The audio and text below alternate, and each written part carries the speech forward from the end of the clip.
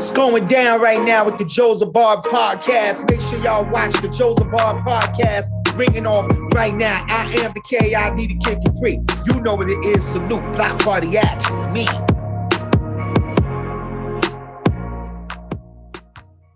Welcome everybody to the Joseph Bar podcast. We are here with Sara Stapleton-Barrera. Sara Stapleton-Barrera, thank you for joining us today on the podcast. How are you today? Thank you. I'm happy to be here. I'm good, trying to stay warm and, get a bunch of stuff done between now and March 1st. So I've been very busy. You've been very busy. I was reading here that you're a candidate. What are you a candidate for? What are you running for? I'm running for state senate. So the district covers all of Cameron County, part of Hidalgo County, and we go all the way up Clayburgh, Kennedy. We've got some of San Patricio.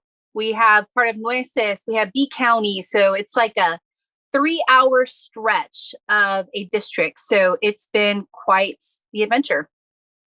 Wow, that's very interesting. So you know what? Kudos to you. I've met a lot of people in the world, and I've said to myself that usually people are individuals that are standard. However, when we talk about serving, that's going above the standard.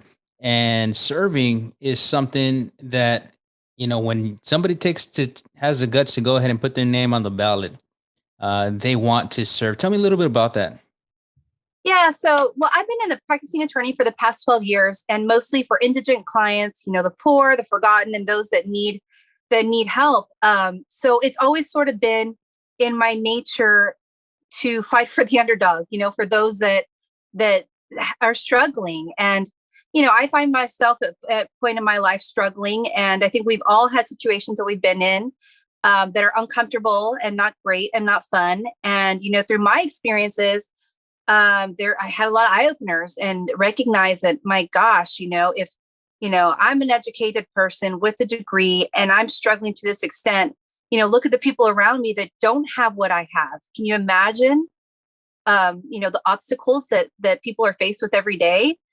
And so, I threw my hat in the ring back in 2020, and we made a big splash, and here we are again. And it's really exciting. I think that if we can win, I feel so hopeful that we can actually make some real change, and people talk about, well, we could change, but I think that this is a true opportunity of reshaping the narrative here in South Texas.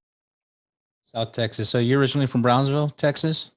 Originally from Brownsville, born in Harlingen, drove home to Brownsville, and, lived here ever since. I took a break when I went to undergrad and to law school. But as soon as I graduated law school, I drove down after taking the bar and raised my 3 kids here, and will probably stay here forever. I've had some attorneys on here on this podcast, and typically they have their own personal story to tell. And that's what I want our listeners to hear about, Sara. What is your story? I mean, take us back. What drives Sara Stapleton-Barrera? So I found myself about 8 years ago as a single mom, really struggling, trying to work full time, pay for childcare, deal with healthcare needs, afford Pampers sometimes was even a really hard time. And I was living in this, in this bad house with horrible electrical, bad water situation. And one night in the middle of the night, I woke up around 12 a.m. and I smelled burning, and there was a fire in the house from this old rusty water heater that we had. And so between my room and between my 2-year-old's nursery, there was a flaming fire. So luckily I, ran to the kitchen, found a fire extinguisher, and put this thing out. But I remember at that point in my life thinking, this could have been the worst day of my life. And luckily I was able to pull myself out of that situation and, get into another living space and, turn things around. But that was a real eye opener for me, because, I realized at that point that the system is not set up for single mothers. The system is not set up for those that are struggling. It's just roadblock after roadblock. So from that moment forward, I did a lot of soul searching and a lot of reflecting and a lot of researching and, research what our current senator had been doing. and was shocked at what I found, and realized at that point, this is why we're so far behind here in South Texas, because our leaders have been betraying us for so long. So that sort of kickstarted my world into politics, which I quite honestly never thought I would be part of. You know, it's interesting. Some of the things that you're saying strikes a nerve, and I know it strikes a nerve with a lot of our listeners. Because when we talk about the normal person, the working person, the working man, the working woman, we're talking about likely paycheck to paycheck, if at that. And what people normally say is you got to have about 6 months of pay saved up in your bank account to even for a rainy day. However, it's difficult, and with inflation rises, going out. I can understand how you as a single mother might have felt, and I can understand how a lot of our listeners might be feeling. So what is the solution? What is a Sara Stapleton-Barrera solution? This is the solution. I mean, for so long, we have not had advancements in healthcare and education and, veteran rights and all this stuff that matters down here, because our legislators, there's three things that are happening out there that we need to stop, right? First of all, they get into office and they stay there for a million years. I'm a huge I think that we hugely need to implement term limits. We need to implement finance reform, and we need to make sure that we close these loopholes that allow politicians to get rich, rich, rich while the constituents are struggling. I think that by taking the big money out of politics, getting rid of this whole, I scratch your back, you scratch my back system will allow us to finally make the advancements. But until we can get, these, for lack of better terms, corrupt politicians and policies out of our way, then we won't. Yeah, and that's something that strikes a nerve here, and especially in the South Texas area, right? I mean, corruption. The what do you call that? Oh man, I'm drawing a blank here, attorney. I scratch your back, you scratch my back. Yeah, the whole compadre system, right? Uh-huh. The compadrísimo stuff. That's the problem, is that, these guys look to, if they've got a lobbyist or a CEO that says, hey, well, I'll give you a $20,000 donation for your campaign. You just got to make sure that, you're with me on this legislation. And then when it comes to writing this legislation, if it hurts the people of South Texas, but a politician knows that this guy gave him $20,000, who is he going to betray? I mean, that's the problem that we have. Yeah, I would agree with the whole statement of like, let's remove big money, corporation money from politics, and we can try to start making waves in a positive direction for the greater good. Nonetheless, corporations have a big stake, right? And there's no law that keeps them from doing that. Am I correct in saying that? Yeah, you are. And I think that's where the balance is not happening. Right. Is there's no transparency. So, us as citizens have a hard time understanding why we're being sold out time and time again. But if there's more transparency and ethics in the government, then we can actually hold our politicians accountable, right? Yeah. I mean, and with anything, once you start holding people accountable, you start seeing some change. I mean, we can go round in circles with theory, and we'll talk hours about it. But quite honestly, unless you hold people's feet to the fire, then they'll start flinching. Agreed. So good, awesome. So you're a mother, and how many children do you have? I've got 3 kids. I have a 10-year-old, a 6-year-old, and a 3-year-old. They must be keeping you busy, huh? Yeah, I mean, it's funny. This is my second run, and what I found is, there was a lot of criticism in the beginning. Well, your kids, and you're going to leave them, and all this terrible non-truths, right?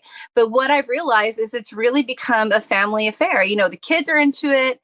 My husband's into it. So, we do a lot of the traveling together, and, hit a lot of fun events that are family friendly. And so it's been an adventure, and I'm hoping that it's something that my kids, especially my girls, will see later on in life and say, you know what, like that was some pretty big stuff that we were doing.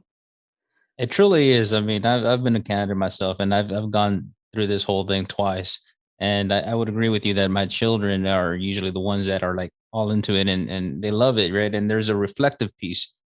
So kudos to you and kudos to your family for supporting you. That is amazing. But tell us a little bit about your family. Like what makes them so fun, so unique? Well, we're a bunch of weirdos. I mean, we're very just, I think you've got to have some sort of an extreme personality to jump into the world of politics. But for my husband and I, it's the whole campaign is like a bonding thing between him and I, because it's like a project that we're working on together. So it gives us something to get excited about, and then to get scared about, and then to have bad moments and good moments. So it's like I feel as if the experience brings us together as a couple, just because it's such a unique experience that not everyone I think out there has experienced. So the high stress, we might have to take this on tour pretty soon, and we might start having a sala de parejas and letting them know that this is an opportunity to bring couples together. We might have something there. I think so. Yeah, on in other news, we have a freeze going on, and last time our area experienced a freeze. The governor was, the governor and some of his buddies out there were taking trips to Cancun and trying to figure out what happened with ERCOT. Tell us a little bit about that, and what's your take on all that? Yeah, I mean, it was a nightmare. I mean, personally for myself, we were out for 5 days, with 3 little kids, it's a struggle. So we were, luckily able to find shelter at a family member's house. But, luckily I had family members that still had electricity, right? And so imagine those people that didn't. I mean, I think it was over 200 people in our state died because of that circumstance. And when it comes down to it, Texas is in an extremely unique position because we are the only state that has its own grid.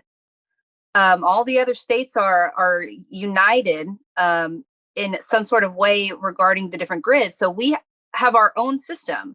And clearly it hasn't been managed in a way that's been effective.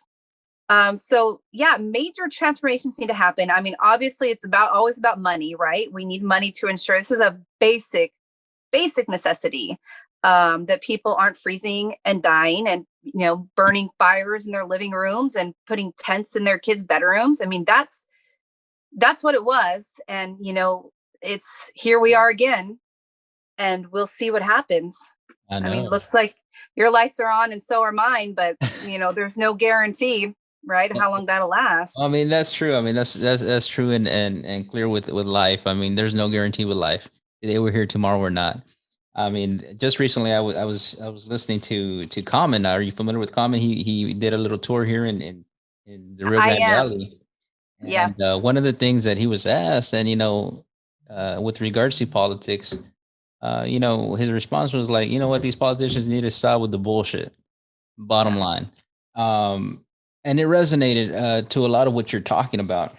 And I would agree with you on some of these items. And because again, we're trying to do good for good, but there's a greater need. We have to look at different things here. I mean, we have homelessness, we have education, we have health. I mean, health has been at the helm of it all most recently, especially with COVID. How do you think your area in Texas has been handling COVID? Not well. I mean, have the highest uninsured rate in the whole state. I think we're at 37% of our individuals are uninsured, which means people that are sick don't go to the doctor. People that are sick don't get their medication. People that are sick, stand on the corner and, have fundraisers. And that's what it looks like here. And, to be in 2022 and people still having to do these, online GoFundMe's and all this sort of stuff to pay for basic healthcare. Mm-hmm. It's criminal. I mean, it's just criminal. There's not much more that I can say. But when COVID first hit, we were the last to receive supplies. Our hospitals filled up quicker than anybody's. We were the last to get ventilators and tanks and all that sort of stuff. So we were hit hard, considering we have a huge population of asthmatics and diabetics here in South Texas. I would agree. I mean, in South Texas, the two greatest leading factors that we have here is diabetes and obesity. And how do you stop that? Well, you need preventative medicine. I mean, you need to make sure that the education piece component of preventative medicine is there. Is it happening? Is it not happening? I mean, is there enough doctors? Is there enough nurses? It's a whole topic of conversation that we can keep on having for about a year and a half, 2 years, and see what we can do to make it better. I mean, I know veterans health is another issue that's huge. But nonetheless, most recently, like, our family has been struck with some cancer, and one of people always have to go to Houston, to MD Anderson. So would it benefit our area to have a cancer hospital in our area? Yeah, I've thought about this question a lot, and the answer is absolutely. I mean, we have these high rates. We absolutely need our own cancer resources here in the Valley. But simultaneously, along with that, we've got to make sure that we expand Medicare and healthcare, right? Otherwise, we'll have this big, beautiful, brand new cancer hospital, but 37% of our people can't even walk through the front doors. So we've got to expand healthcare, and once we can get that accomplished, then I think that, it opens the doors to all sorts of growth, assuming that our state legislators will actually allocate the funding where it's so desperately needed. And that's obviously down here. So, help me understand what you know about the hospital district that has been shot down a couple of times here in our area. Yeah, I mean, I know that it's insufficient. I think that, since COVID hit, clearly there's not enough beds. And I think we're seeing that all over the state. But I think it's, an extreme problem down here. I've had a couple family members that were sick with COVID. And luckily, my sister was living in Austin and found some air tanks and was able to drive them down. But otherwise, I'm not sure how that would have ended up. So if there was any time in the world to expand healthcare, it would be right now during a global pandemic. I mean, it's a no-brainer, and it's unfathomable as why it didn't happen in the last legislative session. Wow. I mean, obviously there's some setbacks and there's obstacles. I mean, when we talk about healthcare, I know there's individuals, friends of mine that are nurses, and when this was happening, and these contracts, travel agencies were popping up, and they were saying, "Come work for us," and we'll go ahead and pay you, and the hourly rate was amazing for these people. But what ended up happening was that these hospitals were losing their staff, right? Yeah. So then they were saying, "Well, help us maintain our staff," but on the flip side, I mean, you have these these CFOs and these CEOs that are making buku bank, right? And yet they still can't figure out on how to raise, and match what these agencies were paying. So I think I know most recently there's going to be something called the Million Nurse March in Washington come May 11th, and part of that is keeping up with the wages. What's your take on that? Yeah, look, the talk is always about a living wage and what the minimum wage should be, right? But this is the thing, even if we're talking about lifting the minimum wage to $15 an hour, which it is in, several states around the United States, do you think that for example, a single dad with 5 kids working 2 jobs can live off of $15 an hour? I mean, is that really a living wage? Well, the first thing I gotta say is, why is he having 5 kids? No, I'm just kidding. I mean, it happens, right? So we've seen it happen. Real talk. So yeah, I mean, certainly we've got to figure out a way that people can work and not have to live, like we were talking about, paycheck to paycheck to paycheck. Yeah. But certainly the minimum wage does need to be raised. And I think that there needs to be a way of looking at circumstances and getting people, trained in the workforce, and providing more opportunities for people to dig themselves out of these holes that are so cyclical, and that, unfortunately seem to be passed down from generation to generation. Well, I mean, and I acknowledge everything you say, and I want to add that what in order to break that whole cyclical cycle that we're talking about, I mean, families need to understand that there's a better way of doing things, but it starts with educating themselves with respect to how do we get out of this? You know, if you're making $8 to $15 an hour, there's no way in hell as to why you should be spending above your means as far as like taking out a brand new truck, as far as, let's go out on this spending spree. Let's go take these trips, um, keeping up with the Joneses type of thing, right? You heard that Sure. before. And, unfortunately we have a high percentage of families that do that. So when can they ever get out of that? Well, what I'd like to add to is that, when we start educating our children on investments, on, insurances that are needed, life insurance, for example, we start developing a better opportunity for our future generations. Granted, we're not going to be the ones living that life, but if your goal is to having your family or your family's family, get out of that rut, then we should start having those financial conversations. I think. Yeah, I think you make a good point. I mean, and a lot of that can be taught in our public school system. Economics, I think, is huge. You're right. Learning how to do just basic skills that a lot of, 17-year-olds, 18-year-olds don't know, and have to learn how to do the hard way, right? Yeah. I think you're right. If those skills are implemented into our high school classrooms, then certainly it'll give kids more of an opportunity to get out of these problematic circles that they find themselves in. Yeah, and I mean, and to me, I know I'm just one person, and I didn't learn these things in high school, but I really wish I would have had these conversations with mom and dad. That way I could have, graduated, and, I did know that my credit score was something I needed to maintain and have good standings. Uh, but credit is one thing, actually having it is another. And, like that's a big difference there, right? Yeah, certainly. Yeah. Sara, hey man, tell us a little bit about your top 5 on your playlist. What are you listening to right now? Like what makes you happy? What makes you, go get them and stuff like that? Oh man, I mean, I'm a pop junkie. I just like top 40 stuff. Whatever's on the radio, I'm good with. I'm actually was a music major in college, No and way. yeah, and got a vocal performance degree. So that was sort of my background. Uh-huh. Was music, and I used to travel around, different parts and with different types of bands and all sorts of stuff back in my 20s. So it was really something that I loved. What did you play?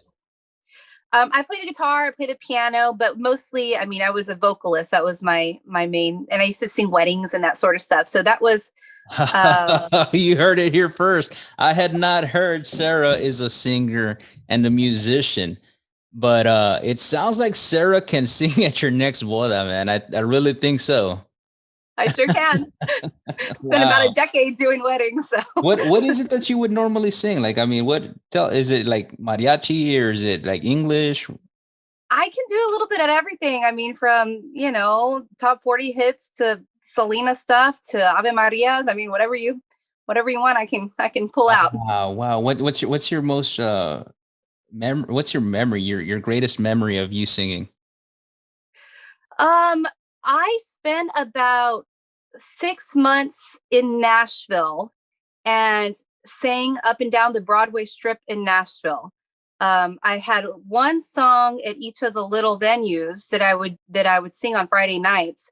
And it was country music at that point because I was in Nashville. And that was a beautiful time in my life and really, really cool memories. Wow. Hey, so was it something like this? Something like that. Sara, go ahead and sing it. Go. Oh, you're putting me on the spot on this one. Yeah, man. I mean, that's what we do, but I'm kidding. Sometimes.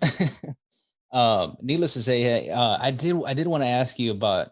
I believe he's your treasurer for your campaign, Pepe Serna. Pepe Serna. If for those of you listening, Pepe Serna is a very famous actor that has. If many of you know, you would know him in the movie Scarface, and the most famous line that I can remember is, "This doesn't look like me." Hey, you look pretty, man. Pepe Serna. Pepe Serna. So who is he, and how did he commit to your campaign?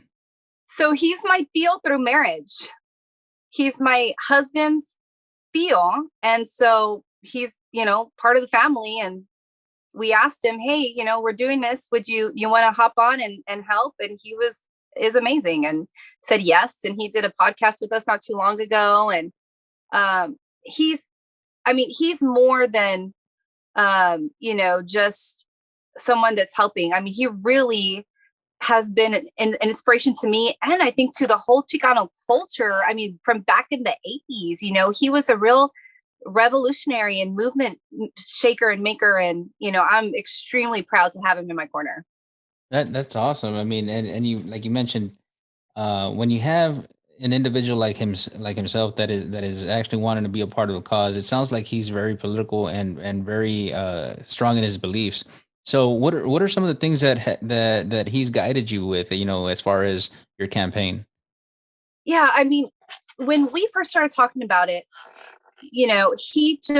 his main thing is, look, I've always been for the people. I mean, he has no ego about him that cares about the rich and famous or the celebrities or the politicians. He doesn't care about any of that. Right. And so, his main piece of advice is, hey, just stay with the gente, stay with the people. That's where you belong. That's where I belong. And as long as we stay with our people, then we'll be fine. And it resonated with me. I think, I see people that are running for office fall into these traps of, trying to impress the who's who of Whoville, but it's not about that. Right. Yeah, so. Yeah.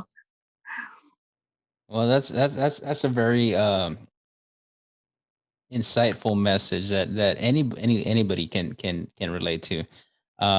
It doesn't matter what stop trying to impress people, you'll be fine. I think when we stay true to our beliefs and to our common to who we are, then there's no reason why we should ever fail, right? But needless to say, I mean, it's been a pleasure definitely speaking with you, Sarah. It's been awesome. I wish you nothing but the best on your campaign. Win, lose, or draw. There is no draws, but win or lose, I think we will definitely be seeing you more often. Thank you, Sarah, for everything. Appreciate that. Anthony? No, thank you for having me. This is really, I think out of all the political things that I have to do, podcasts are always something I look forward to because they're fun and, light and keep me on my toes. So I appreciate you having me. That's what's up. No, not a problem. Thank you for being here, Sarah. Once again, Sara Stapleton-Barrera. Once again, she's running for what? What are you running for? State Senate, District 27. All right. Well, nothing but luck. That's it for today. Thank you so much for being here. Bye-bye.